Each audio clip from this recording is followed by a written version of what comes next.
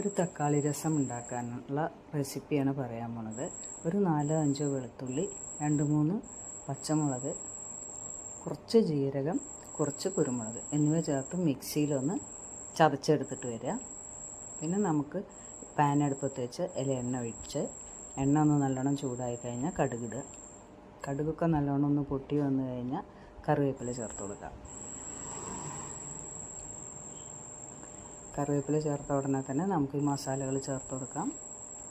എന്നിട്ട് അതൊന്ന് നന്നായിട്ട് ഇളക്കിയ ശേഷം അതിൻ്റെ പച്ചമണം പോയി കഴിഞ്ഞാൽ നമുക്ക് തക്കാളി ഇട്ട് കൊടുക്കാം. ഞാൻ ഈ തക്കാളിയുടെ പുളി മാത്രമേ ഉദ്ദേശിച്ചിട്ടുള്ളൂ, വേറെ പുളി ഒഴിക്കണില്ല. ഇനി തക്കാളി നല്ലോണം ഒന്ന് വഴണ്ട് വരണം. നമുക്ക് ആവശ്യത്തിന് മഞ്ഞൾ, ഉപ്പ് എന്നിവ ചേർത്ത് കൊടുത്തിട്ട് ചെറുതായി ഒന്ന് ഇളക്കിയിട്ട് അടച്ചു വയ്ക്കാം. ഇതൊന്ന് നല്ലോണം വഴണ്ട് വന്ന ശേഷം നമുക്ക് ആവശ്യത്തിന് വെള്ളം ഒഴിച്ചു കൊടുക്കാം. അപ്പോൾ അത്രയേ ഉള്ളൂ, സിമ്പിളാണ്. എല്ലാവരും ഒന്ന് ഉണ്ടാക്കി നോക്കണം, ഹെൽത്തിയാണ്. സബ്സ്ക്രൈബ് ചെയ്യാൻ മറക്കരുതേ.